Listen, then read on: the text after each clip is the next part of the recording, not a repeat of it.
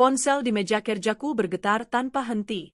Notifikasi email, pesan dari manajer proyek, dan pengingat rapat Dewan Direksi beruntun masuk, membentuk lapisan polusi digital yang sudah menjadi bagian dari nafasku.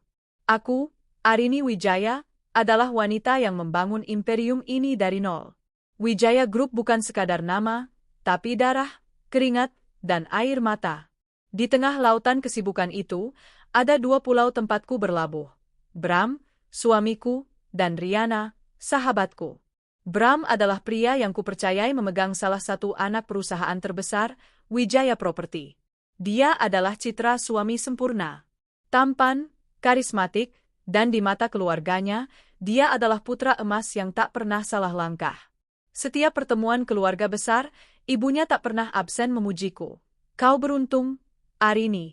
Bram itu setia dan lurus. Dia penjaga moral keluarga. Aku hanya tersenyum. Tentu saja aku percaya. Akulah yang memberinya jabatan itu. Kepercayaan adalah fondasi pernikahan kami. Lalu ada Riana. Sahabatku sejak zaman kuliah yang susah. Dulu kami berbagi mie instan di kamar kos sempit, sekarang dia berbagi ruang rapat mewah di kantor pusatku. Aku menariknya masuk ke perusahaan, menempatkannya sebagai manajer pengembangan bisnis. Dia adalah tangan kananku, orang yang paling tahu jadwalku, bahkan lebih baik dari asisten pribadiku.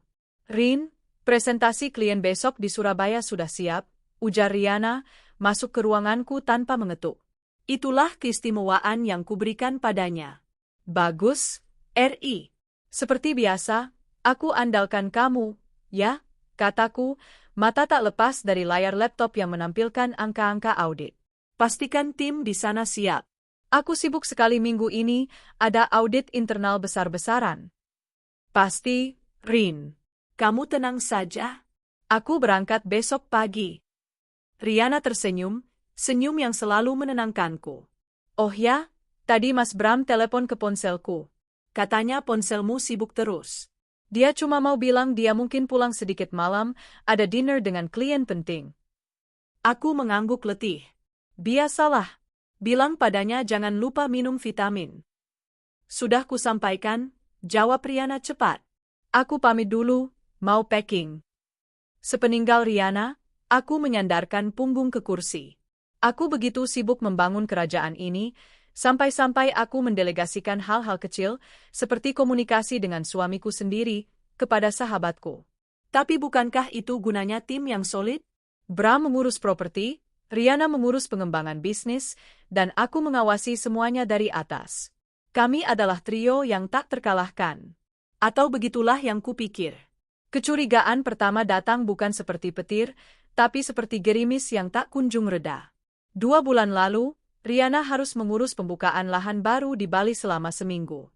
Anehnya, Bram juga mendadak harus mengawasi proyek di lokasi yang berdekatan, padahal itu bukan wilayah kerjanya.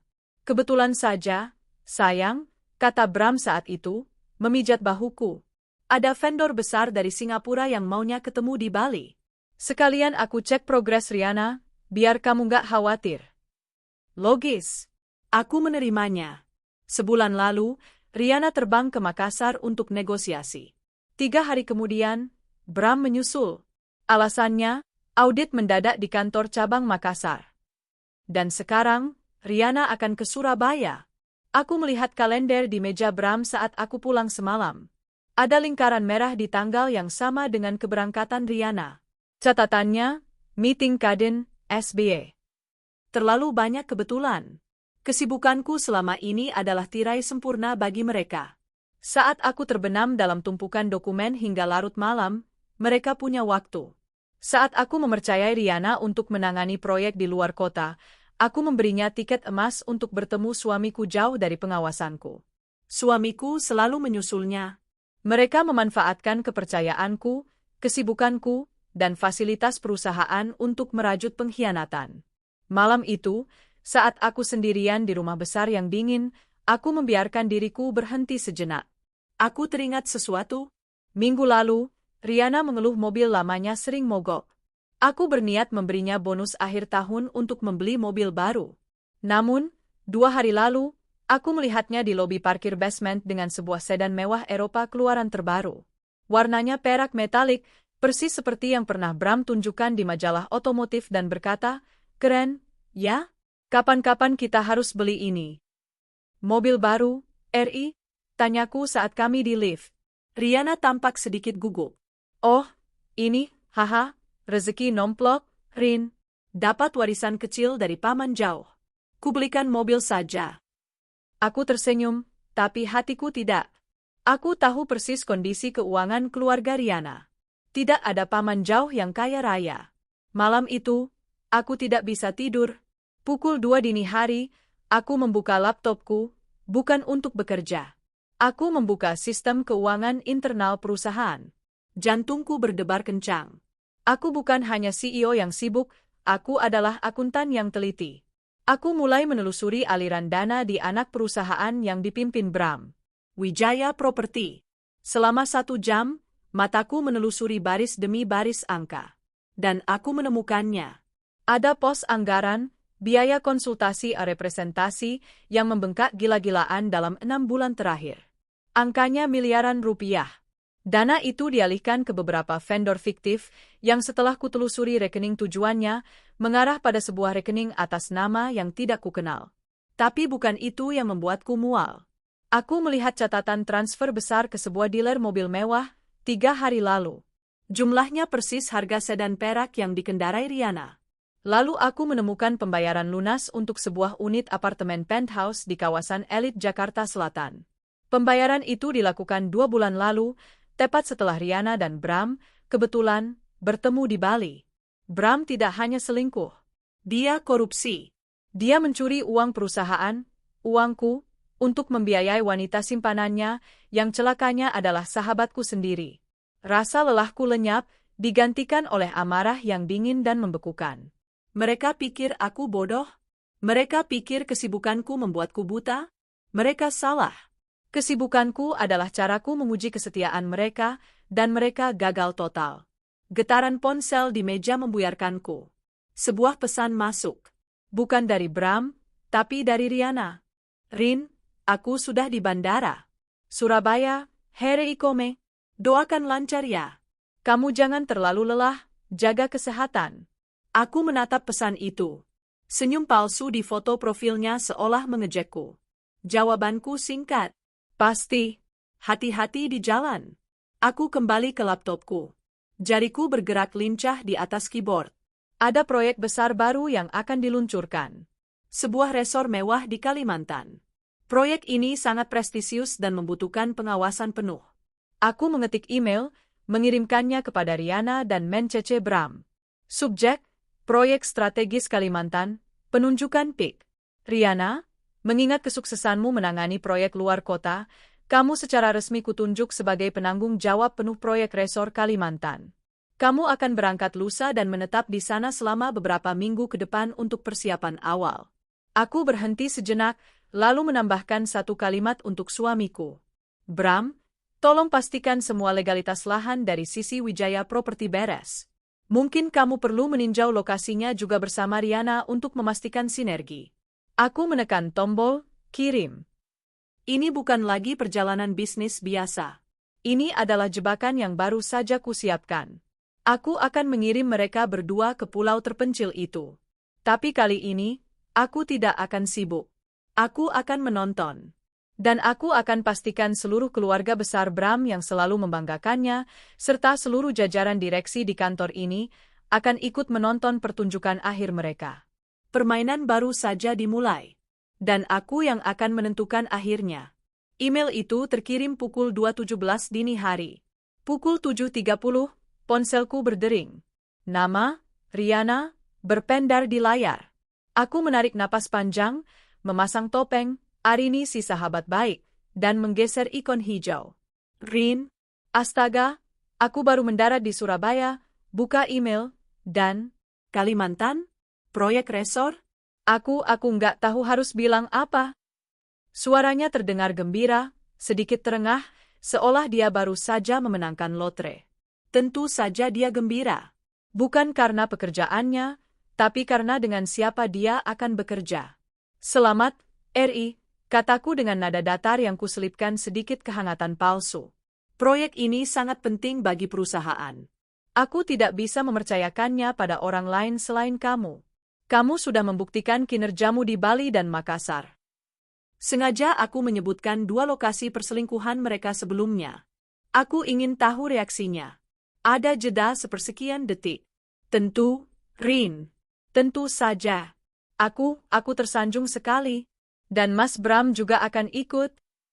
Hanya untuk peninjauan awal, jawabku, seolah-olah itu adalah keputusan bisnis murni. Tim legal dan properti harus sinkron. Dia yang paling paham soal pembebasan lahan. Kamu tahu sendiri, aku sedang tenggelam dalam audit holding. Iya, aku paham. Kamu terlalu sibuk, katanya cepat.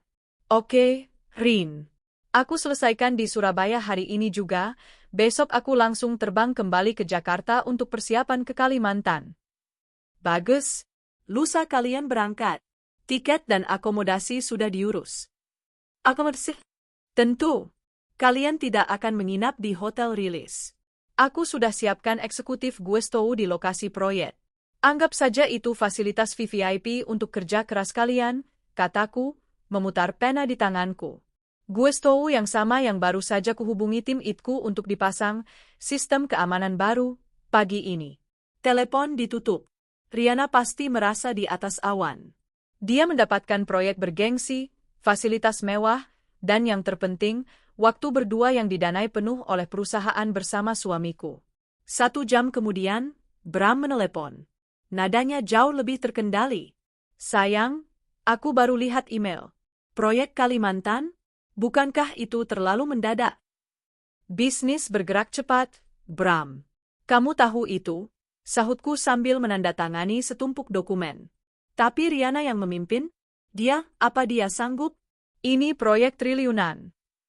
Oh, jadi sekarang dia meragukan kemampuan kekasihnya? Pura-pura profesional. Dia sanggup karena dia belajar dari yang terbaik, kan? Termasuk dari kamu, sindirku halus. Sudahlah, Bram, ini hanya beberapa minggu. Pastikan legalitasnya beres, lalu kamu bisa kembali. Aku butuh kamu di sana untuk memastikan tidak ada masalah lahan di kemudian hari. Jangan sampai ada biaya tak terduga lagi. Aku menekankan 2 kata terakhir. Aku tahu dia menangkap maksudku. Uang korupsi yang dia samarkan sebagai biaya tak terduga. Tentu, sayang. Apapun untuk perusahaan, jawabnya kaku. Aku akan siapkan timku. Tidak perlu, potongku cepat. Aku tidak mau ada banyak orang di lokasi sebelum konstruksi dimulai. Cukup kamu dan Riana. Tim intimu bisa berkoordinasi online dari Jakarta. Aku ingin laporan eksklusif hanya dari kalian berdua. Aku baru saja memotong semua kemungkinan pengalihan atau saksi mata yang bisa mereka bawa. Hanya mereka berdua.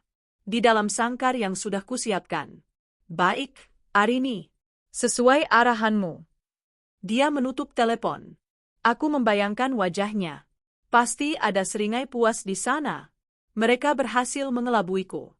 Mereka pikir, aku adalah istri bodoh yang terlalu sibuk bekerja, yang dengan naifnya mengirim suami dan sahabatnya untuk berlibur romantis dengan kedok pekerjaan. Mereka salah besar. Aku segera memanggil Bima, kepala tim audit internal kepercayaanku. Bima adalah orang lama yang loyalitasnya hanya padaku, bukan pada perusahaan, dan jelas bukan pada Bram. Pak Bima, kataku begitu pintu ruanganku tertutup rapat. Saya butuh bantuan Anda. Ini sensitif. Siap, Bu Arini. Saya sudah memvalidasi temuan saya tadi malam. Ada kebocoran dana besar di Wijaya Property. Saya sudah melacak alirannya. Dana itu digunakan untuk pembelian aset pribadi. Mobil mewah, apartemen penthouse. Mata Bima membelalak, tapi dia tetap diam, menunggu. Pelakunya Bram. Bima menghela napas, tapi tidak tampak terkejut. Dia pasti sudah lama mencium sesuatu. Saya akan mengirim Bram dan Riana, manajer pengembangan bisnis, ke lokasi proyek baru kita di Kalimantan lusa. Saya butuh bukti absolut atas 2 hal. Pertama, konfirmasi verbal dari mereka tentang korupsi ini. Kedua, saya butuh bukti perselingkuhan mereka. Wajah Bima mengeras. Saya mengerti, Bu. Tim IT sudah memasang penyadap dan kamera tersembunyi di eksekutif Guestou di sana pagi ini dengan alasan uji coba sistem keamanan. Tapi saya butuh Anda di lokasi. Saya tidak mau bergantung pada teknologi. Saya mau ada mata dan telinga saya di sana. Saya akan berangkat dengan penerbangan pertama besok pagi, Bu. Sebelum mereka tiba, kata Bima tegas. Bagus. Kendalikan semua feed kamera dan audio. Simpan rekamannya di server pribadi yang hanya kita berdua yang tahu. Saya mau rekaman full sejak mereka menginjakkan kaki di Guestou itu. Saya mau setiap percakapan mereka, terutama saat mereka merasa aman dan sendirian. Dan apa yang harus saya lakukan dengan bukti itu, Bu? Aku tersenyum, senyum yang tak pernah kulihat di cermin sebelumnya. Dingin dan tajam. Anda tidak perlu melakukan apa-apa. Cukup kumpulkan. Saya akan menggunakannya untuk presentasi proyek 3 hari lagi. Presentasi proyek? Ya, saya akan mengundang seluruh jajaran direksi. Dan, aku berhenti sejenak, seluruh keluarga besar suami saya. Termasuk ibunya yang selalu membanggakan putranya yang setia itu.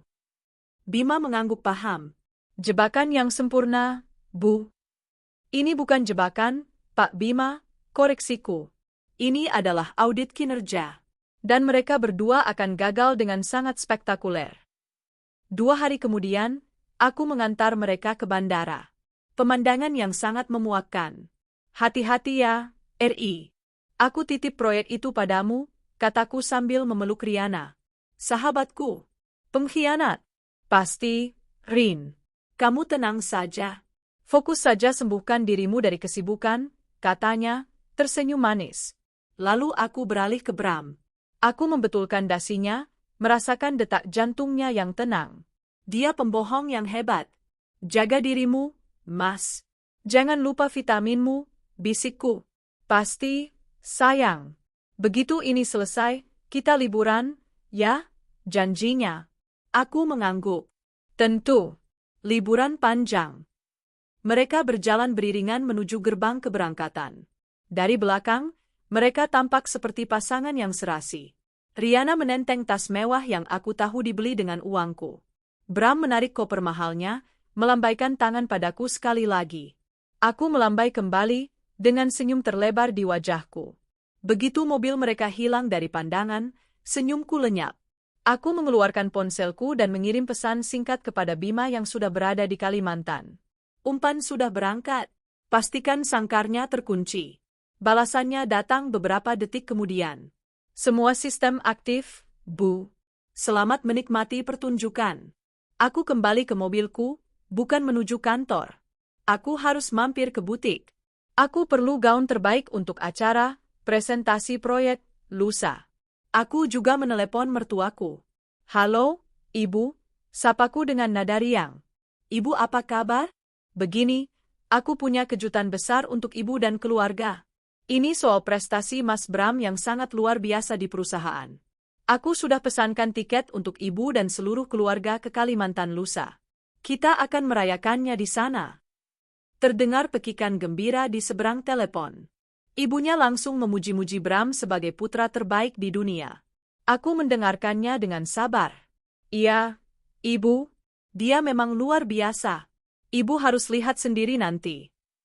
Ya, Ibu harus melihatnya. Mereka semua harus melihat betapa luar biasanya putra kesayangan mereka. Perjalanan udara selama 2 jam dari Jakarta terasa seperti liburan romantis bagi Bram dan Riana.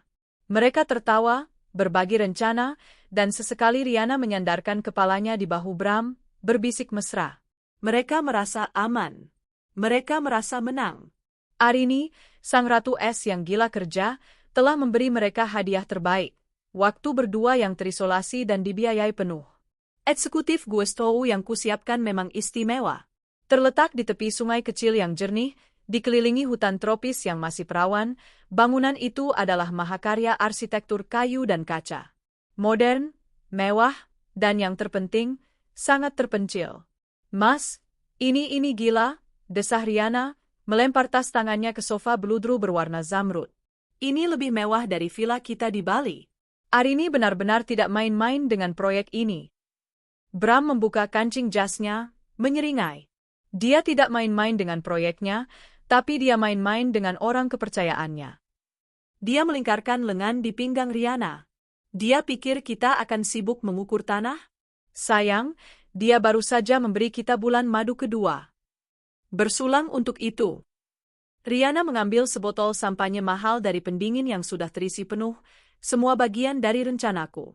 Sementara itu, sekitar 500 meter dari Guestow, di sebuah pos pemantau sederhana yang menyamar sebagai gardu teknisi, Bima duduk di depan deretan monitor.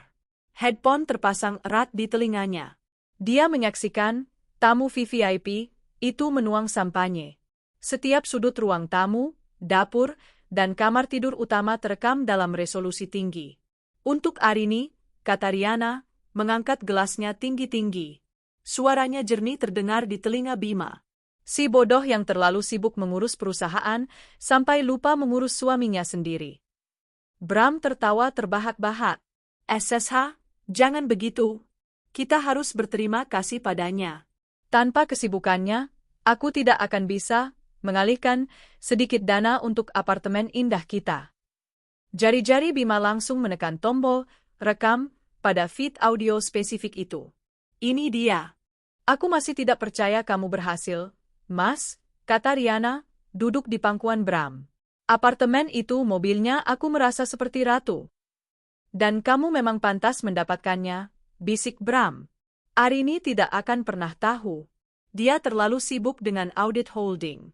Dia tidak akan punya waktu mengecek detail vendor-vendor fiktif yang kubuat di Wijaya Property. Dia hanya melihat angka akhir di laporan laba rugi. Selama aku bisa menyetor laba, dia pikir aku adalah suami pahlawan. Kamu memang pahlawanku, Riana menciumnya. Setelah ini, apa lagi? Proyek Kalimantan ini pasti anggarannya besar sekali. Cukup untuk mungkin rumah di Singapura? Kita lihat saja, kata Bram. Fokus kita sekarang adalah menikmati fasilitas ini. Arini memberi kita seminggu di surga. Kita manfaatkan. Percakapan mereka beralih menjadi lebih intim. Bima mengalihkan pandangannya dari monitor utama, fokus pada rekaman audio dan transkrip yang berjalan otomatis di layar sebelahnya. Dia sudah mendapatkan apa yang dia butuhkan untuk bagian pertama, pengakuan korupsi, lengkap dengan motif dan metode. Malam itu, di Jakarta, aku sedang duduk di ruang kerjaku yang gelap. Aku tidak pulang. Aku menunggu. Tepat pukul 9 malam, sebuah notifikasi aman masuk ke laptopku. Bima telah mengunggah rekaman hari pertama. Judul filenya, bukti_korupsi_pengakuan MP4. Dengan tangan yang stabil, aku mengeklik, unduh. Aku memasang headphoneku. Aku mendengarkan semuanya. Aku mendengarkan suara sahabatku menyebutku, si bodoh. Aku mendengarkan suara suamiku menertawakan kepercayaanku. Aku mendengarkan mereka merencanakan pencurian berikutnya. Aku mendengarkan mereka membanggakan mobil dan apartemen yang mereka dapatkan dari keringatku. Aku mendengarkan suara-suara lain. Suara desahan dan kemesraan yang seharusnya hanya menjadi milikku. Tidak ada air mata. Yang ada hanyalah rasa dingin yang menusuk tulang. Rasa jijik yang membakar amarahku hingga menjadi abu yang beku. Ponselku berdering. Bima. Saya sudah punya semuanya, Bu Arini, lapornya dengan nada formal. Pengakuan verbal atas korupsi, pengalihan dana, pembelian aset, dan bukti visual perselingkuhan yang tidak terbantahkan. Saya akan terus merekam sampai besok. Bagus, Pak Bima, jawabku, suaraku terdengar asing di telingaku sendiri. Tenang sekali. Besok, saya ingin Anda menyiapkan ballroom utama di Guestow. Pukul 13 tepat. Pastikan layar proyektor terbesar terpasang dan terhubung langsung ke server Anda. Siap, Bu. Untuk siapa presentasi ini? Untuk presentasi proyek yang sesungguhnya, kataku. Aku menutup telepon dan beralih ke panggilan lain. Panggilan ke maskapai penerbangan charter. Saya konfirmasi, kataku. Penerbangan besok pagi pukul 8. Rombongan 15 orang. Atas nama Wijaya Group. Jemput tamu kehormatan saya di alamat yang sudah saya kirimkan. Tamu kehormatan itu adalah seluruh keluarga inti Bram. Ibunya, ayahnya, kakak-kakaknya, dan ipar-iparnya. Mereka yang selalu memujanya sebagai anak emas yang saleh, setia, dan sukses. Aku juga mengirimkan email undangan mendadak kepada 3 direktur utama di Holding Wijaya Group. Subjek, Rapat Tinjauan Proyek Strategis Kalimantan, wajib hadir lokasi, Ballroom Eksekutif Guesto, Site Kalimantan. Waktu, besok, pukul 13 waktu Indonesia Barat. Transportasi, pesawat charter pukul 8. Langkah terakhir, aku mengirim pesan singkat kepada Bram dan Riana. Selamat pagi. Akan ada perubahan rencana mendadak. Saya, Dewan Direksi, dan seluruh keluarga akan terbang ke Kalimantan besok untuk meninjau progres awal sekaligus merayakan penunjukan kalian. Saya ingin kalian menyiapkan presentasi singkat tentang rencana kalian. Kita bertemu di Ballroom Guesto pukul 13. See you. Di Kalimantan, Bram dan Riana terbangun di tempat tidur mewah mereka. Notifikasi pesan itu masuk hampir bersamaan. Wajah Riana pucat pasi. Direksi? Dan keluargamu? Kesini? Sekarang? Bram mengusap wajahnya, berusaha menghilangkan sisa kantuk dan sampanye. Sialan. Wanita gila kerja ini benar-benar tidak bisa ditebak. Kenapa harus mendadak? Bagaimana ini, Mas? Presentasi apa? Kita bahkan belum melakukan apa-apa. Riana panik. Bram menarik napas, mencoba tenang. Tenang, RI. Tenang. Ini justru bagus. Kita buat presentasi seadanya. Kita tunjukkan dedikasi kita. Arini membawa keluargaku untuk memamerkan aku. Kita mainkan saja perannya. Kamu yakin? Tentu saja, kata Bram, memeluk Riana. Setelah presentasi selesai, mereka semua akan kembali ke Jakarta. Dan kita akan tinggal di sini, melanjutkan pekerjaan kita. Ini hanya gangguan kecil. Sekarang, ayo kita buat presentasi paling meyakinkan dalam hidup kita. Mereka tidak tahu, presentasi paling meyakinkan sudah kusiapkan. Dan mereka berdua adalah bintang utamanya. Pukul 12.30 siang. Ballroom di Eksekutif Guesto sudah terisi penuh. Udara yang seharusnya sejuk oleh pendingin ruangan terasa berat dan menyesakkan. Di satu sisi ruangan, duduk 3 direktur utama Wijaya Group. Wajah mereka serius, buku catatan terbuka di pangkuan. Mereka jelas tidak senang harus terbang mendadak ke Kalimantan untuk sesuatu yang mereka anggap bisa diselesaikan lewat video conference. Di sisi lain, rombongan keluarga Bramantio duduk melingkar. Ibu Wati, mertuaku, duduk paling depan. Wajahnya berseri-seri, memakai batik sutra terbaiknya. Di sebelahnya, ayah mertuaku, dan kakak-kakak Bram beserta pasangan mereka. Mereka semua berbisik-bisik, memuji kemewahan tempat itu dan betapa hebatnya Bram hingga dipercaya memegang proyek sebesar ini. Arini, menantuku sayang, sapa Ibu Wati saat aku masuk. Ibu bangga sekali padamu. Kamu istri yang luar biasa, selalu mendukung karir Bram. Lihat, kalian berdua pasangan yang sempurna. Saling mendukung. Aku tersenyum tipis. Terima kasih sudah datang, Bu. Hari ini memang hari yang sangat spesial. Di barisan paling depan, Bram dan Riana duduk berdampingan. Mereka tampak serasi. Bram mengenakan kemeja biru muda lengan panjang yang digulung rapi, memancarkan aura eksekutif muda yang sukses. Riana, di sebelahnya, memakai blazer putih gading yang elegan, rambutnya disanggul modern. Mereka terlihat gugup, tapi juga bangga. Mereka siap memainkan peran sebagai pasangan profesional yang berdedikasi. Mereka memegang flash disk berisi presentasi palsu yang mereka siapkan semalaman. Aku berjalan ke podium di depan. Ruangan seketika hening. Mataku menyapu seisi ruangan, berhenti sejenak pada para direktur, lalu pada keluarga mertuaku, dan terakhir, mendarat pada 2 orang di barisan depan. Selamat siang, kataku. Suaraku tenang, jernih, dan diperkuat oleh mikrofon. Terima kasih atas kehadiran mendadak bapak-bapak direksi, dan juga, selamat datang untuk keluarga besar saya. Ibu Wati bertepuk tangan pelan, yang lain mengikuti. Ibu benar, lanjutku, menatap lurus ke mertuaku. Hari ini adalah hari yang spesial. Kita berkumpul di sini untuk merayakan sebuah prestasi yang luar biasa dari 2 orang kepercayaan saya. Aku mengarahkan tanganku pada Bram dan Riana. Suami saya, Bramantio, yang saya percayakan memimpin Wijaya Property. Dan sahabat saya, Riana, manajer pengembangan bisnis kita. Bram dan Riana tersenyum tegang, mengangguk kecil pada hadirin. Biasanya, dalam rapat proyek, kita akan membahas timeline, anggaran, dan strategi, kataku. Tapi hari ini, saya ingin melakukan sesuatu yang berbeda. Sebelum kita melihat ke depan, saya ingin kita semua meninjau kinerja di belakang. Kinerja yang membawa kita semua ke ruangan ini. Aku melihat ke arah Bima, yang berdiri di ruang kontrol di belakang. Pak Bima, tolong putar materi tinjauan audit yang pertama. Wajah Bram dan Riana langsung berubah. Audit?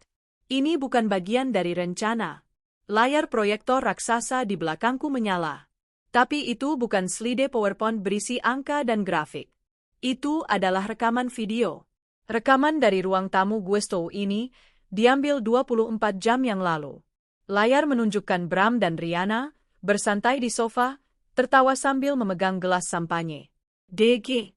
Aku bisa melihat Bram menegang di kursinya.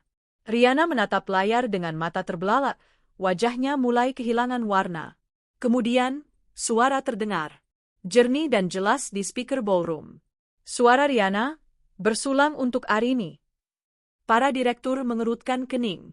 Suara Riana, si bodoh yang terlalu sibuk mengurus perusahaan, sampai lupa mengurus suaminya sendiri. Gasps. Suara terkesiap datang dari barisan keluarga. Ibu Wati menutup mulutnya. Senyumnya lenyap seketika. Apa maksudnya itu? Bisiknya. Bram setengah berdiri. Arini, hentikan ini. Video apa ini? Duduk, Bram, perintahku dengan nada dingin yang menghentikan gerakannya. Presentasi baru saja dimulai.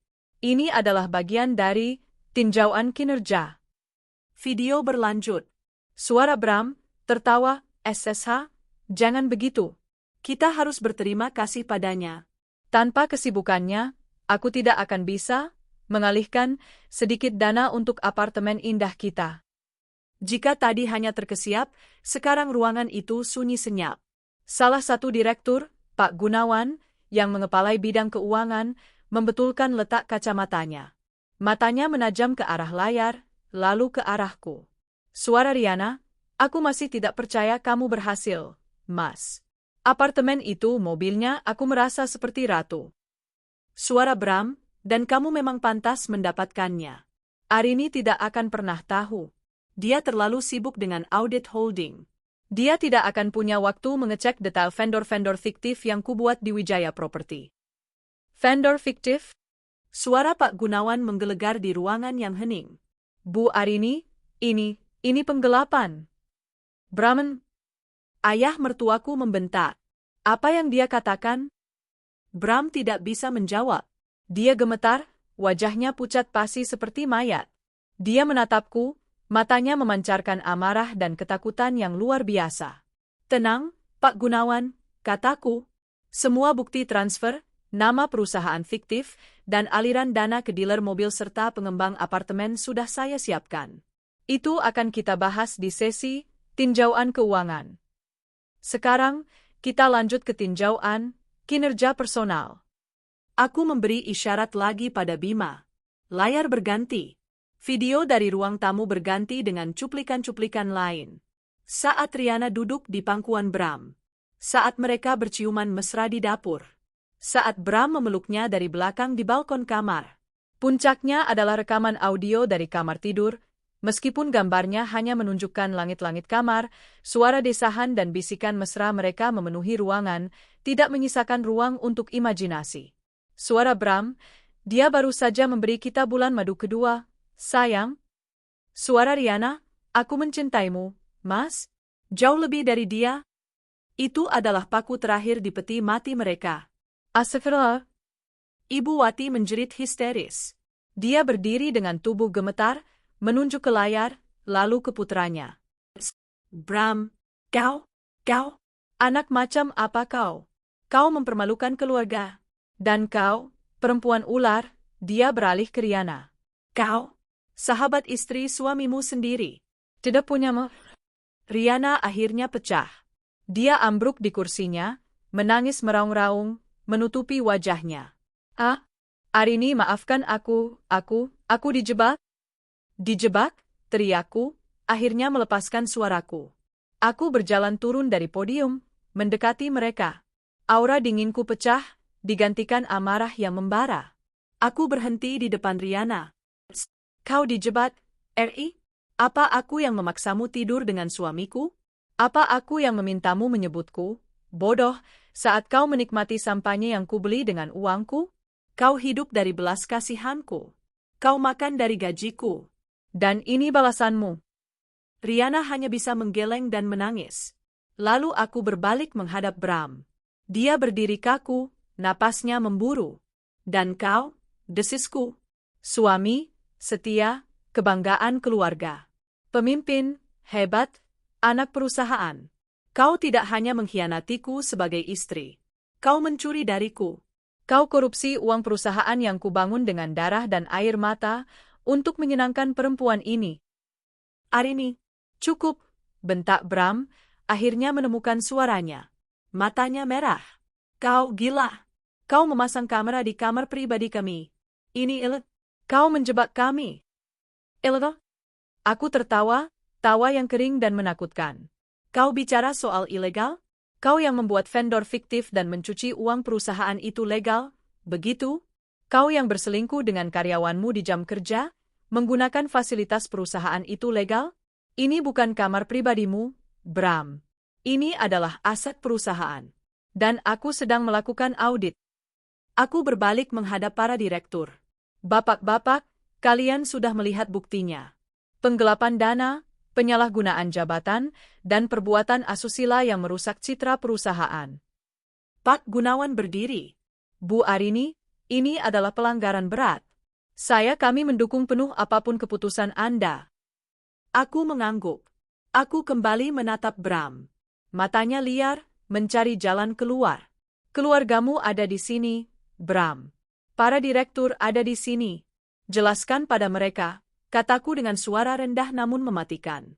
Jelaskan pada ibumu, yang selalu membanggakanmu. Jelaskan pada mereka semua. Akui perbuatanmu. Ruangan itu hening. Semua mata tertuju pada Bram. Ibunya menangis. Ayahnya menatapnya dengan pandangan paling kecewa yang pernah kulihat. Riana terseduh-seduh di sampingnya. Jebakan itu telah tertutup rapat. Tidak ada jalan keluar. Hanya ada satu pintu, pintu pengakuan. Waktu seolah berhenti di ballroom itu. Satu-satunya suara adalah isak tangis histeris Ibu Wati dan napas Riana yang tersengal-sengal di lantai. Semua mata para direktur yang dingin, mata keluarga yang hancur, tertuju pada satu pria yang berdiri gemetar di tengah ruangan. Bram menatapku. Di matanya, tak ada lagi cinta atau penyesalan. Yang ada hanya kebencian murni. Kebencian seorang pecundang yang terpojok. Desisnya, suaranya serak. Kau merencanakan ini semua? Kau menjebakku. Aku hanya menyalakan lampu, Bram, jawabku dingin. Kau yang memilih menari telanjang di tengah kegelapan. Sekarang, akui perbuatanmu di depan semua orang yang telah kau bohongi. Bram, ayah mertuaku akhirnya angkat bicara. Suaranya tidak keras, tapi berwibawa dan penuh luka. Jawab istrimu. Jawab kami. Apa semua yang kami lihat di layar itu benar? Apa kau mencuri? Pertanyaan, mencuri, itu lebih menusuk daripada berselingkuh bagi ayahnya. Itu adalah aib keluarga. Bram terdiam lama. Rahangnya mengeras. Dia melihat ke ibunya yang meraung, ayahnya yang menatapnya hina, dan para direktur yang menilainya seperti bangkai.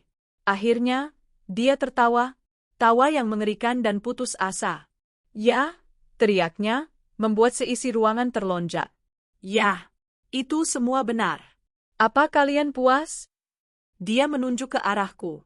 Aku bosan menjadi bayang-bayang istriku. Aku bosan pura-pura menjadi suami sempurna untuk keluarga terhormat ini. Aku bosan hidup di bawah kendalimu, Arini. Selalu pekerjaanmu, selalu perusahaanmu.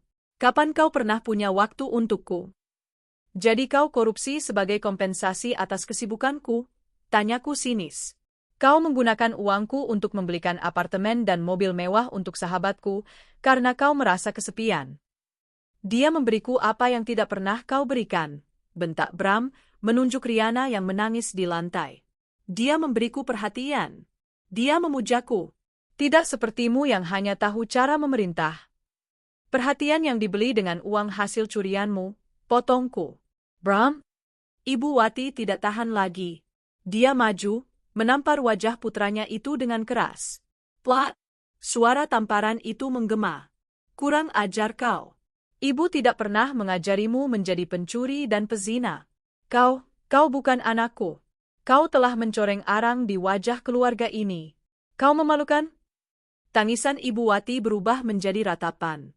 Arini, maafkan dia, nak. Maafkan anakku. Sudah terlambat untuk minta maaf, Bu. Kataku, nada suaraku melembut saat berbicara pada mertuaku, namun kembali menajam saat menatap Bram. Riana, melihat ada celah, merangkak di lantai. Dia memegang ujung kakiku, pemandangan yang sangat menyedihkan. Rin, Arini sahabatku, tolong jangan lakukan ini. Isaknya, wajahnya basah oleh air mata dan ingus. Aku Wilaf. Dia, Mas Bram yang merayuku. Aku hanya wanita lemah, Rin. Kau tahu aku. Aku tidak punya apa-apa tanpamu. Tolong, Rin, demi persahabatan kita. Aku menatapnya dari atasku. Persahabatan? Aku berjongkok, menyamakan pandanganku dengannya. Persahabatan kita berakhir saat kau memutuskan untuk tidur dengan suamiku, Riana. Persahabatan kita mati saat kau menyebutku, si bodoh, sambil minum sampahnya yang kubeli. Kau bukan korban. Kau adalah predator yang sama hinanya dengan dia. Aku berdiri tegak. Aku tidak punya waktu lagi untuk drama ini. Bapak-bapak direksi, kataku, mengabaikan dua orang yang hancur di depanku. Kalian telah menjadi saksi atas dua hal. Pertama, penggelapan dana perusahaan oleh saudara Bramantio. Kedua, pelanggaran etika berat oleh saudara Bramantio dan saudari Riana. Pak Gunawan mengangguk. Tindakan apa yang akan Anda ambil, Bu Dirut? Efektif detik ini juga, umumkanku dengan suara lantang. Bramantio dan Riana, kalian berdua resmi dipecat dari Wijaya Group tanpa pesangon sepeser pun. Tubuh Riana lemas dan dia pingsan di tempat. Tak ada yang peduli. Bram menatapku nanar. Dipecat? Kau tidak bisa? Aku bisa. Dan aku sudah melakukannya, potongku. Selanjutnya, tim hukum Wijaya Group akan segera memproses tuntutan pidana atas korupsi dan penggelapan dana yang kau lakukan. Kau akan menghadapi ini di pengadilan, Bram. Ayah mertuaku memejamkan mata. Aib itu kini menjadi resmi. Dan yang terakhir, lanjutku, mobil mewah yang kau berikan pada Riana, dan apartemen penthouse yang kau beli atas namanya dengan uang perusahaan, semua itu adalah aset Wijaya Group. Aku mengeluarkan dua dokumen dari map yang dipegang asistenku. Saya sudah membekukan aset itu pagi tadi. Surat penyitaan resmi akan tiba besok. Kalian akan keluar dari apartemen itu hari ini juga. Tidak, teriak Bram. Itu milikku. Tidak ada yang menjadi milikmu, Bram, kataku. Semuanya milikku. Uang yang kau curi, jabatan yang kau pakai, bahkan nama baik yang selalu kau banggakan. Semuanya dariku. Aku berbalik menghadap hadirin. Rapat hari ini selesai. Bapak-bapak direksi, terima kasih atas waktunya. Tiket pulang Anda sudah siap. Aku kemudian menghampiri ayah mertuaku. Pak, Bu, maafkan Arini harus melakukan ini. Tapi borok harus dibersihkan sampai ke akarnya. Ayah mertuaku menatapku, matanya lelah tapi tegas. Kau melakukan hal yang benar, Arini. Dia bukan lagi urusan kami. Dia menarik istrinya yang masih menangis untuk berdiri. Keluarga besar Bram berjalan keluar ruangan dalam diam yang memalukan, melewati Bram yang berdiri mematung seperti patung yang retak. Ruangan itu kosong. Hanya tersisa aku, Bima, dan dua pengkhianat itu. Riana mulai siuman, merintih di lantai. Bram menatapku dengan tatapan kosong. Apa yang akan terjadi pada kami? bisik Bram. Aku memandangnya tanpa emosi. Aku sudah membelikan kalian berdua tiket. 1 tiket untukmu, Bram, dan 1 tiket untuk Riana. Tiket bus, kelas ekonomi. Aku melempar 2 amplop coklat ke lantai di depan mereka. Itu tiket pulang ke kampung halaman kalian masing-masing. Kalian datang ke Jakarta tanpa apa-apa, dan kalian akan kembali tanpa apa-apa. Semua rekeningmu sudah kubekukan untuk jaminan kerugian perusahaan. Pergi dari sini. Pergi dari kehidupanku. Riana merangkak mengambil amplop itu, air matanya menetes di atasnya. Aku berbalik, berjalan menuju pintu keluar tanpa menoleh ke belakang sedikit pun. Arini, panggil Bram, suaranya syarat dengan keputusasaan. Arini, tunggu. Jangan tinggalkan aku seperti ini. Aku menyesal. Aku berhenti di ambang pintu. Aku tidak berbalik. Penyesalanmu tidak ada artinya buatku, Bram, kataku. Penyesalan itu milik kalian berdua. Nikmati itu selama sisa hidup kalian. Itu satu-satunya hal yang kutinggalkan untuk kalian miliki bersama. Aku melangkah keluar dari ballroom itu, meninggalkan mereka berdua, mantan suamiku dan mantan sahabatku, di lantai yang dingin, di tengah runtuhan kehidupan mewah mereka. Helikopter sewaanku sudah menunggu untuk membawaku kembali ke Jakarta. Saat helikopter mengudara, aku melihat ke bawah. 2 sosok kecil diusir keluar dari Guestou oleh petugas keamanan. Mereka hanya membawa tas jinjing mereka. Mereka akan memulai perjalanan panjang mereka kembali ke nol. Penyesalan itu akan menjadi teman abadi mereka, menghantui setiap langkah mereka selamanya. Dan aku akhirnya bebas. Langit Kalimantan sore itu berwarna oranye pekat, sama membara dengan amarah yang baru saja kulampiaskan. Baling-baling helikopter memecah keheningan, membawaku menjauh dari pulau yang menjadi saksi bisu kehancuran 2 orang yang pernah paling kucintai. Di dalam kabin yang bergetar pelan, aku sendirian. Adrenalin dari konfrontasi itu mulai surut, meninggalkan ruang hampa yang dingin. Aku tidak menangis. Air mataku sudah kering berbulan-bulan lalu saat aku pertama kali menemukan jejak pengkhianatan mereka di laporan keuangan. Yang kurasakan sekarang adalah lega. Seperti baru saja menyelesaikan operasi bedah yang rumit, mengangkat tumor ganas yang selama ini menggerogoti tubuh perusahaanku dan hidupku. Ponselku bergetar. Pesan dari Bima. Mereka sudah diantar keluar dari area konsesi, Bu. Tiket bus sudah di tangan mereka. Aset di Jakarta sedang dalam proses eksekusi. Ku jawab singkat, bagus. Lanjutkan. Helikopter mendarat di landasan pribadi Wijaya Group di Jakarta tepat pukul 7 malam. Para direktur yang terbang bersamaku sudah pulang ke rumah mereka, wajah mereka masih pucat oleh syok. Tapi aku tidak pulang. Aku memerintahkan sopirku untuk membawaku langsung ke kantor pusat. Lampu di lantai 50, ruanganku, adalah satu-satunya yang menyala di gedung pencakar langit itu. Aku tidak melepas blazerku. Aku duduk di kursi kekuasaanku, membuka laptop, dan memulai rapat darurat online dengan Pak Gunawan, Direktur Keuangan, dan Kepala Divisi Legal. Selamat malam, Bapak-bapak. Maaf mengganggu istirahat Anda, kataku, suaraku terdengar tegas di keheningan malam. Saya tidak mau menunda ini. Kita harus bergerak cepat.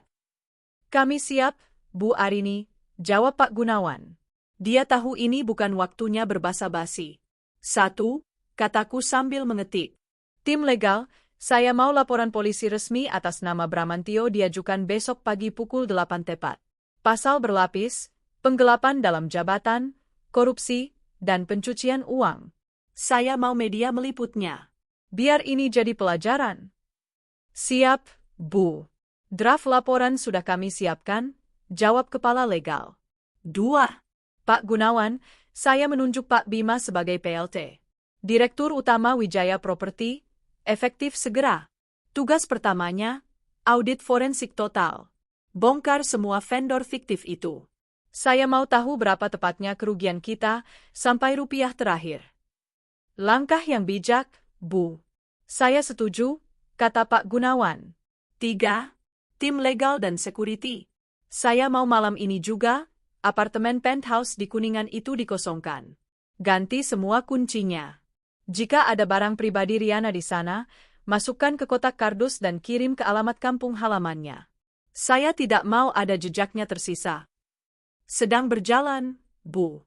Tim kami sudah di lokasi. Dan mobil sedan perak itu.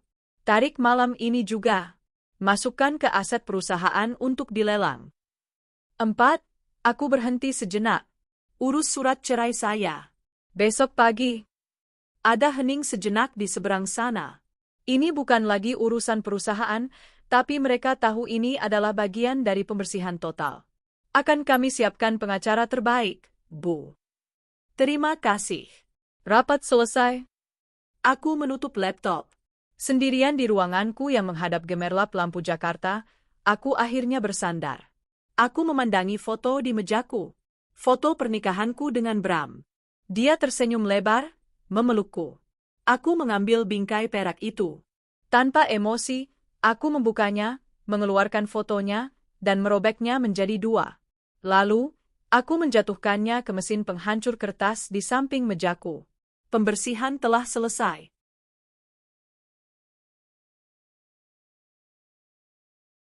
Sementara aku menegakkan kembali pilar kerajaanku, 2 orang yang telah kuhancurkan memulai perjalanan mereka ke neraka. Dari gerbang Guesto mewah, Bram dan Riana dipaksa berjalan kaki. Tidak ada mobil jemputan. Hanya tas kabin mereka dan 2 amplop coklat berisi tiket bus.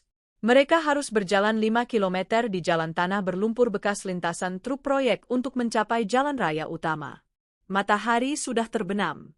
Suara serangga hutan dan satwa malam menjadi latar musik kejatuhan mereka. Ini tidak nyata. Bisik Riana, tersandung akar pohon. Sepatu hak mahalnya yang dibeli dari uang curian itu patah. Dia melemparnya dengan marah. Dia benar-benar membuang kita. Bram tidak menjawab. Dia berjalan di depan, langkahnya berat. Wajahnya kotor oleh debu dan keringat. Jas mahal yang tadi pagi dipakainya dengan bangga, kini kotor dan robek. Mas, jawab aku, pekit Riana. Apa rencanamu? Kita tidak punya uang. Ponselku bahkan tidak ada sinyal di hutan sialan ini. Bram berhenti mendadak. Dia berbalik, matanya merah menatap Riana dalam kegelapan. Rencana, desisnya. Rencana apa? Semuanya hancur. Gara-gara kau? Gara-gara aku? Riana tidak terima. Kau yang korupsi. Kau yang memulainya. Dan kau yang menikmatinya, balas Bram, suaranya menggelegar. Kau yang merengek minta mobil baru. Kau yang pamer soal apartemen. Kau pikir aku mau mengambil risiko itu kalau bukan untuk membiayai gaya hidup sialanmu? Kau pikir aku menikmati kebohongan itu? Tapi kau bilang kau mencintaiku. Kau bilang kau akan meninggalkan Arini untukku. Bram tertawa sinis. Cinta? Kau pikir itu cinta? Itu semua pelarian. Kau adalah pelarian yang nyaman, Riana. Dan sekarang pelarian itu sudah buntu. Plak! Riana menamparnya, sama kerasnya dengan tamparan Ibu Wati. Brengsek kau, Bram. Bram memegang pipinya. Tapi dia tidak membalas. Dia hanya menatap Riana dengan pandangan kosong. Sudah selesai, RI. Tidak ada lagi yang bisa disalahkan. Kita sudah kalah. Mereka akhirnya sampai di jalan raya, berdebu dan kelelahan. Sebuah ojek membawa mereka ke terminal bus antar pulau. Terminal itu adalah antitesis dari bandara VVIP tempat mereka mendarat. Bau pesing, keringat, dan asap solar bercampur aduk. Orang-orang berdesakan. Mereka membuka amplop tiket mereka di bawah lampu neon yang remang-remang. Mata Riana terbelalak. Mas, tiket ini beda. Bram melihat tiketnya. Bus lintas Sumatera. Tujuan, Lampung. Dia melihat tiket Riana. Bus antar Jawa. Tujuan, Wonogiri. Arini. Bahkan dalam pembuangannya, dia begitu teliti. Dia tidak membiarkan mereka menderita bersama. Dia memisahkan mereka, mengirim mereka kembali ke titik nol mereka masing-masing. Riana mulai menangis lagi, kali ini tangisan putus asa yang nyata. Mas, aku ikut denganmu. Aku tidak mau pulang. Aku malu. Pulang kemana, RI, kata Bram datar. Aku juga akan jadi gelandangan di Lampung. Setidaknya kau punya rumah orang tua untuk kembali. Bus tujuan Wonogiri meraung, kernetnya berteriak memanggil penumpang. Ayo, RI. Busmu berangkat. Bram, tolong jangan tinggalkan aku. Bram memandangnya. Wanita yang dulu membuatnya bergairah, kini tampak menyedihkan. Basah oleh air mata, kotor, dan tanpa harapan. Dia tidak merasakan apa-apa lagi. Semua sudah berakhir, katanya. Dia menarik tangannya dari genggaman Riana dan berjalan menjauh, menuju peron busnya sendiri. Riana menjerit memanggil namanya, tapi suaranya ditelan oleh deru mesin bus. Dengan langkah diseret, dia naik ke bus ekonomi itu, mencari tempat duduk paling pojok, dan menangis dalam diam. Dia malu. Dia hancur. Dia tahu, setibanya di desa, dia akan menjadi bahan gunjingan. Hidupnya telah usai. Di peron lain, Bram duduk di busnya. Dia memeriksa dompetnya. Kosong. Semua kartu kreditnya ditolak. Dia lalu merogoh saku celananya. Ada beberapa lembar uang ratusan ribu, cukup untuk membeli makan di perjalanan. Arini, lagi-lagi, dia tidak membiarkannya mati kelaparan. Dia membiarkannya hidup untuk menderita. Bus mulai berjalan, meninggalkan Kalimantan. Bram menatap kegelapan di luar jendela. Penyesalan itu mulai merayap. Bukan penyesalan telah mengkhianati Arini, tapi penyesalan karena telah meremehkannya. Penyesalan karena telah tertangkap dengan begitu bodoh. Penyesalan karena telah kehilangan segalanya. Dan dia tahu, penyesalan ini akan menjadi temannya satu-satunya dalam perjalanan pulang yang sangat panjang. Seminggu telah berlalu sejak presentasi kehancuran di Kalimantan. Dunia Arini Wijaya telah berputar, membuang beban mati yang selama ini menggerogotinya. Gema dari kejadian itu menyebar ke segala penjuru, menciptakan riak yang berbeda bagi setiap orang yang terlibat. Di Jakarta, Menara Wijaya berdiri kokoh seolah tak tergoyahkan. Namun di dalamnya, sebuah revolusi senyap sedang terjadi. Berita itu meledak di media bisnis. CEO Wijaya Group pecat suami dan sahabatnya dalam skandal korupsi besar. Judul-judul itu terpampang di mana-mana. Namun, narasi yang kubangun, atau lebih tepatnya, narasi yang kuizinkan bocor, adalah narasi tentang ketegasan, bukan tentang patah hati. Foto-fotoku yang beredar bukanlah foto istri yang menangis, melainkan foto CEO yang tegas berjalan keluar dari kantor polisi setelah menyerahkan berkas laporan. Aku adalah Arini Wijaya, sang ratu besi yang tidak akan mentolerir korupsi, bahkan jika pelakunya adalah suaminya sendiri. Citra perusahaan sempat goyah, namun citra kepemimpinanku justru meroket. Para investor menyukai ketegasan. Pagi itu, aku memimpin rapat Dewan Komisaris. Ini adalah rapat pasca krisis. Berdasarkan audit forensik penuh yang dipimpin Pak Bima, kataku, suaraku menggema di ruang rapat yang hening. Total kerugian akibat vendor fiktif dan pengalihan dana oleh saudara Bramantio mencapai 87 miliar rupiah. Desahan kaget terdengar. Angkanya lebih besar dari yang mereka bayangkan. Namun, lanjutku cepat, tim legal kami telah berhasil membekukan aset-aset yang dibeli menggunakan dana tersebut. Apartemen penthouse, 2 mobil mewah, dan beberapa rekening tersembunyi. Total aset yang berhasil disita dan akan dilelang kembali ke perusahaan bernilai sekitar 65 miliar. Sisa 22 miliar akan kita kejar melalui tuntutan pidana dan perdata. Para komisaris mengangguk. Kerugian itu menyakitkan, tapi langkah pemulihannya cepat dan efisien. Pak Bima, secara resmi saya angkat sebagai Direktur Utama Wijaya Properti yang baru, umumkanku. Dan sistem audit internal akan saya rombak total, kini melapor langsung ke saya, bukan lagi melalui Direktur Anak Perusahaan. Tidak akan ada lagi area abu-abu. Rapat ditutup dengan tepuk tangan. Bukan tepuk tangan simpati, tapi tepuk tangan persetujuan.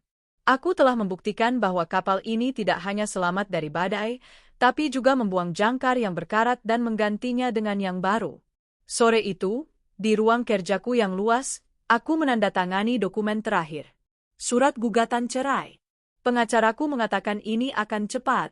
Dengan bukti perselingkuhan dan tindak pidana, aku akan mendapatkan putusan verstek tanpa kehadiran tergugat dengan mudah. Ponselku berdering. Nomor yang tidak dikenal, tapi aku tahu siapa itu. Ibu Wati, mantan ibu mertuaku. Arini? Nah? Suaranya terdengar parau dan tua. Dia pasti menangis berhari-hari. Siang, Bu. Jawabku, nada suaraku sopan namun datar.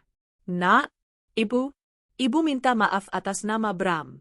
Ibu malu. Ibu tidak tahu bagaimana harus menebus. Tidak ada yang perlu ibu tebus, potongku lembut. Ibu tidak bersalah. Ini murni perbuatan Bram. Dia ada menghubungimu, tanyanya ragu. Sejak hari itu, dia tidak menelepon ibu. Dia tidak pulang ke rumah kami. Kami tidak tahu dia di mana. Kami melihat berita di TV, polisi. Ya Allah, Arin. Dia tidak menghubungiku, Bu, kataku jujur. Dan sejujurnya, itu bukan lagi urusanku. Ada keheningan yang menyakitkan. Maafkan kami, Nak. Kau menantu terbaik yang bisa kami harapkan, dan kami, anak kami. Jaga kesehatan, Bu. Aku menutup telepon. Pintu itu kini tertutup rapat. Aku menatap keluar jendela. Jakarta terbentang di bawahku. Aku merasa lelah, tapi juga ringan. Aku baru saja menyelesaikan pekerjaan terberat dalam hidupku. Lalu, mataku tertuju pada satu bingkai foto kecil di sudut meja yang luput dari pembersihan. Itu bukan fotoku dengan Bram. Itu fotoku dengan Riana, saat kami wisuda. Dua gadis muda penuh mimpi, berpelukan erat, tertawa lepas. Pengkhianatan Bram melukai pernikahanku. Tapi pengkhianatan Riana merobek hatiku. Aku mengambil foto itu, memandangnya lama. Wajah lugu itu, kapan dia berubah menjadi predator? Kapan persahabatan tulus itu berganti menjadi iri dengki yang mematikan? Aku tidak akan pernah tahu jawabannya. Aku menjatuhkan foto itu ke tempat sampah. Pembersihan telah selesai. Sepenuhnya. Di Wonogiri, Jawa Tengah. Perjalanan bus selama 18 jam terasa seperti 18 tahun bagi Riana. Dia tiba di terminal desa yang berdebu dengan satu tas kabin yang berisi pakaian-pakaian mewah yang kini tampak konyol.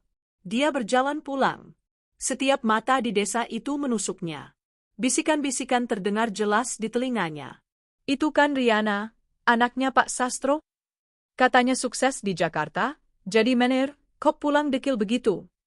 Aku lihat di TV, di acara gosip. Dia selingkuh sama suami bosnya. Dip. Wajahnya memerah karena malu. Dia berlari ke rumah panggung sederhana milik orang tuanya. Ibunya sedang menjemur gaplek di halaman. Melihat Riana, dia menjatuhkan tampahnya. Enduk, Riana ambruk di kaki ibunya, memeluk lutut wanita itu. Ibu maafkan aku, Bu. Aku gagal. Aku mal. Ayahnya keluar dari dalam rumah, wajahnya keras. Dia adalah seorang petani yang menjunjung tinggi harga diri. Gagal, kata ayahnya datar. Kau bukan gagal, Enduk. Kau itu aib. Kau mencoreng nama keluarga ini. Kau merebut suami temanmu sendiri. Apa itu yang kami ajarkan padamu? Bukan, Pak, aku dijebak. Jangan bohong lagi, bentak ayahnya. Beritanya ada di mana-mana. Kau pikir kami bodoh di desa? Mulai sekarang, kau di rumah saja. Jangan keluar.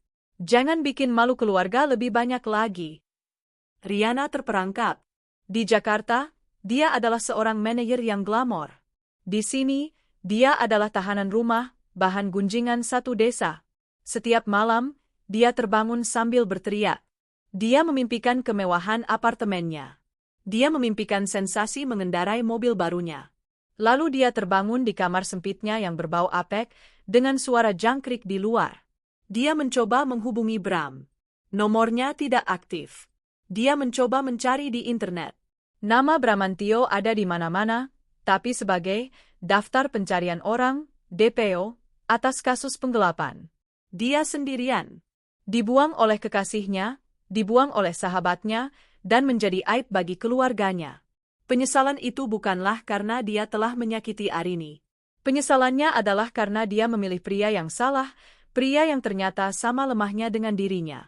Dan penyesalan terbesarnya adalah karena dia tertangkap di pelabuhan Bakauheni, Lampung. Bram turun dari bus dengan perasaan hampa. Dia tidak pulang ke rumah orang tuanya di Jakarta, tentu saja. Dia telah disumpahi oleh ayahnya sendiri. Dia pergi ke Lampung, tempat paman jauhnya tinggal. Dia tiba di sebuah desa nelayan yang miskin. Bram? Pamannya menatapnya tak percaya. Bukan main. Si sukses dari Jakarta. Ada apa? Jatuh, paman, kata Bram singkat. Bisa aku menumpang beberapa hari? Beberapa hari berubah menjadi seminggu. Bram membantu pamannya menjaring ikan. Kulitnya yang terawat kini terbakar matahari. Tangannya yang biasa memegang pena mahal kini melepuh karena menarik jala. Malam itu, di warung kopi dekat pelabuhan, dia melihat berita di TV butut. Tersangka kasus korupsi Wijaya Property, Bramantio, masih buron. Wajahnya terpampang di layar. Hei, kata seorang nelayan di sebelahnya, menyipitkan mata. Orang di TV itu mirip sekali dengan kau, ya? Jantung Bram serasa copot. Dia melempar uang beberapa ribu ke meja dan lari tunggang langgang. Dia tidak bisa tinggal di sana. Dia tidak bisa tinggal di manapun. Dia kini adalah buronan. Tanpa uang. Tanpa keluarga. Tanpa nama. Penyesalannya menggerogotinya setiap detik. Dia tidak menyesali Riana, wanita itu hanya alat. Yang dia sesali adalah Arini. Dia menyesal telah meremehkan wanita itu. Dia selalu berpikir Arini sibuk dan bodoh. Dia salah. Arini sibuk mengawasinya. Arini sibuk membangun jebakan. Arini adalah otak di balik segalanya, dan dia, pria yang selalu dibanggakan ibunya sebagai pintar dan hebat, hanyalah seekor tikus bodoh yang masuk perangkap keju. Dia menyesal bukan karena telah berselingkuh. Dia menyesal karena telah kalah telak. Penyesalan itu, penyesalan karena kesombongannya sendiri, adalah penjara yang akan menghantuinya selamanya, lebih buruk daripada penjara fisik manapun. 6 bulan telah berlalu. Musim telah berganti, begitu pula takdir. Di Jakarta, Menara Wijaya tidak lagi berduka. Di bawah kepemimpinan tunggal Arini Wijaya, perusahaan bergerak lebih cepat dan lebih bersih. Kepergian Bram, yang awalnya dianggap sebagai skandal, kini dipandang sebagai langkah pembersihan yang brilian oleh seorang CEO yang tegas. Arini berdiri di balkon eksekutif Guestou di Kalimantan. Tempat yang sama di mana Bram dan Riana merayakan bulan madu, curian mereka. Tapi Guestou itu telah berubah. Dulu sebuah sangkar jebakan, kini tempat itu menjadi pusat kendali proyek resor Kalimantan yang megah. Proyek itu berjalan lancar di bawah pengawasan Bima, yang kini telah resmi menjadi Direktur Wijaya Property. Angin malam berhembus sejuk. Arini menyesap teh hangat, memandangi kerlip lampu proyek di kejauhan. Dia tidak lagi merasa marah. Yang ada hanya keheningan. Luka itu ada, ya, sebagai pengingat. Tapi luka itu tidak lagi bernanah. Luka itu telah kering, menjadi bekas pengingat abadi untuk tidak pernah lagi mempercayai siapapun secara buta. Ponselnya bergetar. Sebuah email dari tim legalnya. Subjek, putusan final kasus Bramantio gugatan cerai. Isinya singkat. Gugatan cerai telah dikabulkan. Arini Wijaya resmi bercerai dengan Bramantio secara verstek tanpa kehadiran tergugat. Pengadilan telah menjatuhkan vonis 8 tahun penjara kepada Bramantio secara in absentia atas kasus korupsi dan penggelapan dana. Dia kini resmi menjadi buronan negara, DPO.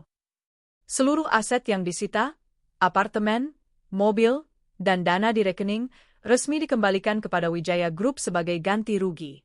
Arini menutup email itu. Selesai. Semuanya telah selesai. Dia mematikan ponselnya, memilih untuk menikmati pemandangan. Untuk pertama kalinya dalam bertahun-tahun, dia tidak memikirkan pekerjaan, tidak memikirkan pengkhianatan. Dia hanya memikirkan dirinya sendiri.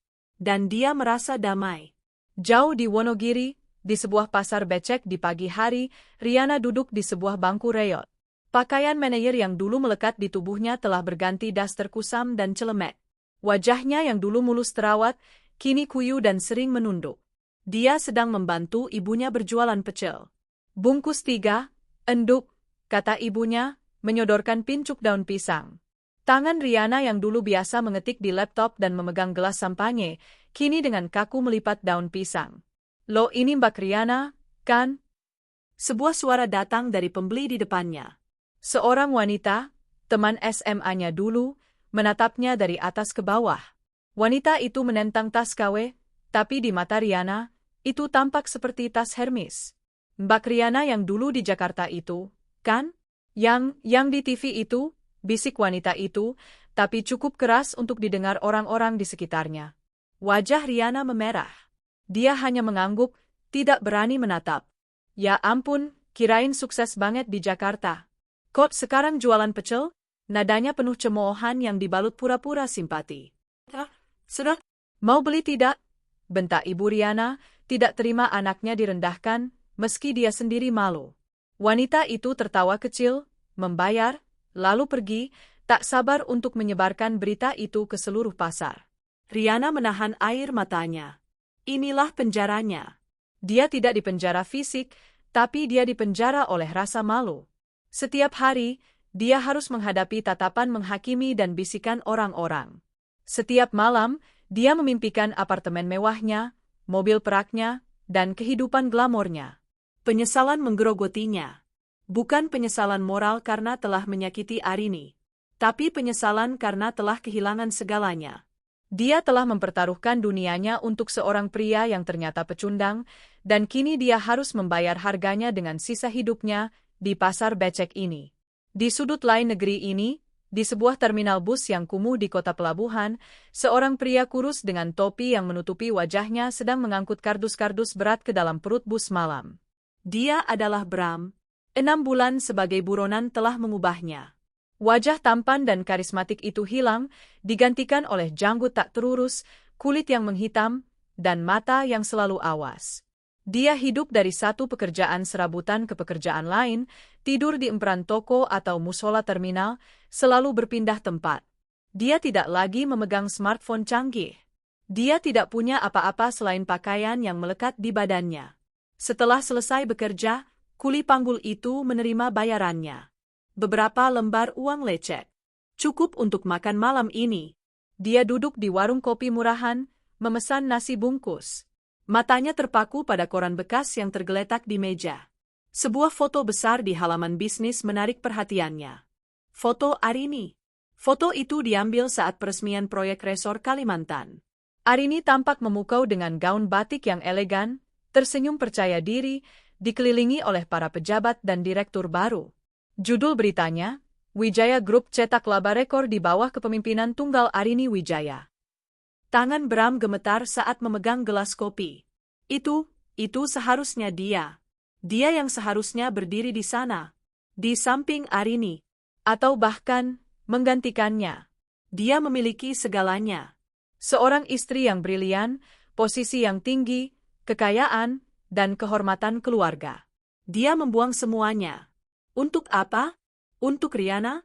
Dia bahkan tidak ingat lagi wajah Riana dengan jelas. Untuk mobil? Untuk apartemen? Semua itu kini terasa begitu bodoh dan konyol. Dia membuangnya karena kesombongannya. Karena dia pikir dia lebih pintar dari Arini. Sebuah sirene polisi terdengar di kejauhan. Bram tersentak. Jantungnya berdebar kencang. Dia melempar uang ke meja, meninggalkan nasi bungkusnya yang belum tersentuh, dan lari ke dalam kegelapan ganggang sempit di belakang terminal. Dia tidak menyesali Riana. Dia tidak menyesali perselingkuhannya. Dia menyesal karena telah kalah.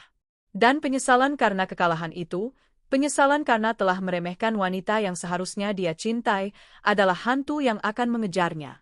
Setiap hari, setiap malam, di setiap sirene yang dia dengar, di setiap wajah sukses Arini yang dia lihat di koran bekas. Penjara terbesarnya bukanlah sel berjeruji besi, tapi pelariannya yang abadi. 2 tahun berlalu sejak hari presentasi yang menghancurkan itu. Waktu, bagi sebagian orang, adalah penyembuh. Bagi yang lain, waktu adalah penjara yang tak terlihat. Di Wonogiri, pasar desa itu masih sama. Riana masih di sana. Dia tidak lagi menangis. Air matanya sudah kering. Wajahnya yang dulu terawat kini tampak lebih tua dari usianya, ditandai oleh garis-garis kelelahan dan penerimaan yang pasrah. Cemoohan telah berganti menjadi tatapan kasihan, yang entah kenapa, terasa jauh lebih menyakitkan. Dia kini ahli membungkus pecel. Tangannya cekatan, tapi matanya kosong. Hari itu, seorang pelanggan, wanita muda yang baru pulang dari Jakarta, membungkus belanjaannya dengan koran bisnis. Saat Riana menerima uang kembalian, matanya terpaku pada halaman depan koran bekas itu. Sebuah foto besar menampakkan Arini Wijaya. Sahabatnya itu tampak bersinar. Dia berdiri di atas panggung di Singapura, menerima penghargaan sebagai Asia's Most Inspiring CEO. Artikel itu memuji langkah beraninya membersihkan korupsi internal dan berhasil melipat gandakan aset Wijaya Group melalui ekspansi global. Tangan Riana yang berbau kencur dan terasi gemetar hebat.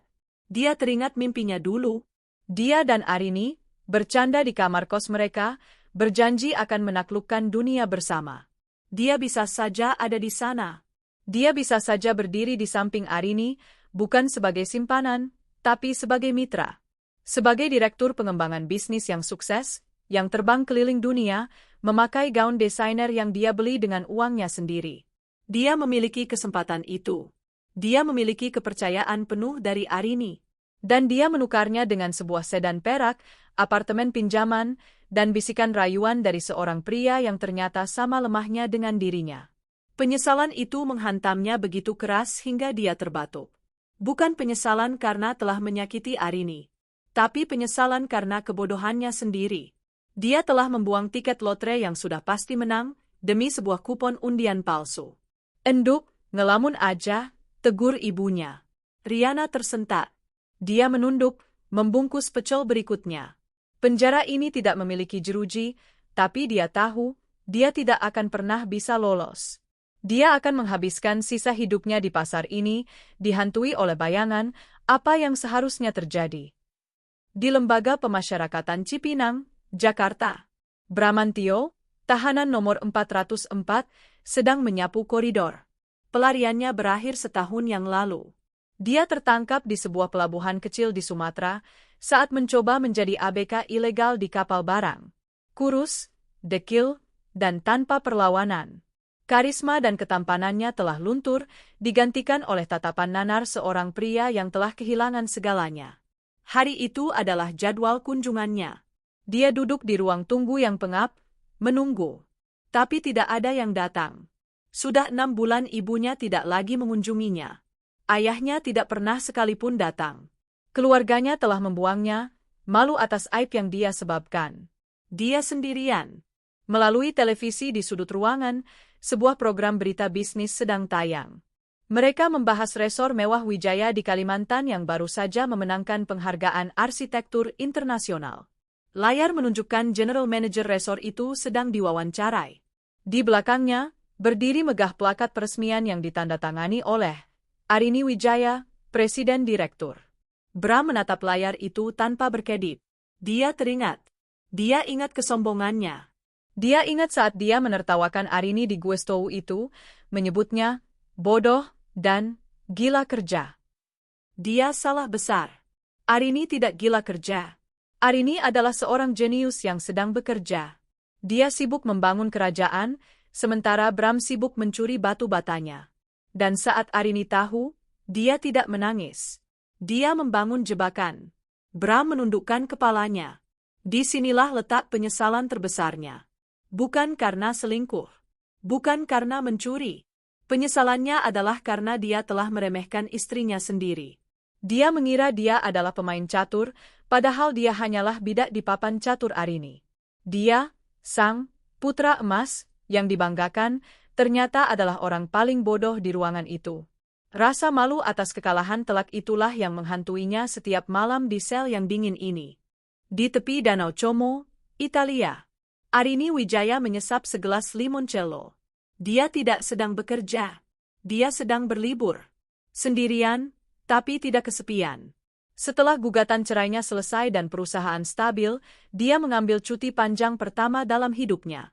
Dia berkeliling dunia, melihat tempat-tempat yang dulu hanya dia tandai di peta. Ponselnya bergetar di atas meja. Sebuah pesan dari Bima. "Selamat sore, Bu. Hanya info." Laporan dari LP Cipinang, Bramantio mencoba mengajukan banding lagi. Ditolak. Arini membaca pesan itu. Dia tidak merasakan apa-apa. Tidak marah, tidak puas, tidak kasihan. Yang ada hanya kehampaan. Dia menghapus pesan itu, lalu meletakkan ponselnya dalam mode senyap. Bram, Rihanna. Nama-nama itu terasa begitu asing. Mereka bukan lagi bagian dari ceritanya. Mereka bukan lagi bab yang menyakitkan. Mereka hanyalah catatan kaki di halaman yang sudah lama dia balik, catatan kaki yang tintanya telah pudar dan tidak lagi terbaca. Dia telah membalas mereka. Dia telah mengambil kembali semua yang mereka curi. Dan yang terpenting, dia telah mengambil kembali hidupnya. Dia memandang matahari terbenam di atas danau. Airnya tenang, memantulkan warna jingga yang damai. Penyesalan? Itu adalah minuman beracun yang dia biarkan untuk dinikmati oleh para pengkhianatnya. Dia telah membiarkan mereka hidup, karena dia tahu, hidup dengan penyesalan abadi adalah hukuman yang jauh lebih berat daripada kematian. Arini tersenyum, mengangkat gelasnya ke arah matahari yang tenggelam. Dia bersulang. Untuk dirinya sendiri. Untuk kebebasannya. 10 tahun telah berlalu. 1 dekade adalah waktu yang cukup untuk membangun kembali atau untuk hancur selamanya. Arini, di sebuah aula universitas yang megah, Arini Wijaya, kini di usia 40-an akhir, tampak lebih berwibawa dan tajam dari sebelumnya, berdiri di atas podium. Ia baru saja selesai memberikan pidato inspiratif. Di belakangnya, terpampang spanduk besar, peluncuran Yayasan Wijaya, beasiswa untuk wirausahawan wanita. Dia telah melampaui Wijaya Group. Perusahaannya kini adalah konglomerat multinasional, Wijaya Global. Namanya disejajarkan dengan para raksasa bisnis Asia. Dia tidak pernah menikah lagi. Dia tidak membutuhkannya. Kerajaannya adalah pasangannya, dan warisannya adalah ribuan wanita muda yang akan dia bantu untuk mandiri.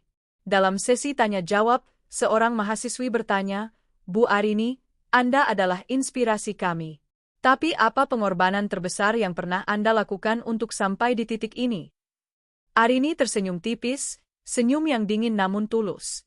"Saya tidak berkorban," jawabnya, suaranya jernih memenuhi ruangan. "Saya hanya membersihkan.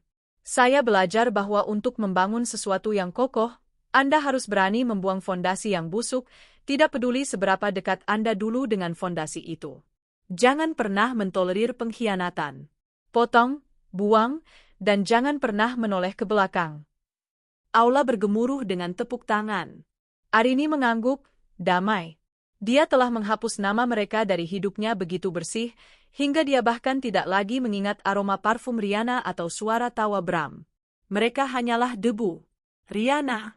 Di pasar Wonogiri yang becek, seorang wanita parubaya dengan wajah kusam sedang menata dagangan sayurnya. Itu Rihanna. Dia tidak lagi berjualan pecel bersama ibunya sudah meninggal. Kini dia yang mewarisi lapak kecil itu. Dia tidak lagi menjadi bahan gunjingan. Dia telah menjadi sesuatu yang lebih buruk, bagian dari pemandangan yang diabaikan. Orang-orang membeli darinya tanpa menatap matanya. Sebuah truk pengantar koran berhenti di dekatnya, sang sopir melempar tumpukan koran ke agen di sebelahnya. Halaman depan menampilkan wajah Arini yang sedang berpidato di universitas. Rihanna menatap foto itu. Setiap hari, penyesalannya memiliki rasa yang berbeda. Dulu, rasanya panas dan penuh amarah. Kini, rasanya dingin dan hampa. Penyesalan itu bukan lagi tentang apartemen mewah atau mobil. Penyesalannya adalah tentang hari wisuda itu. Dia teringat janji mereka untuk menaklukkan dunia bersama. Arini melakukannya.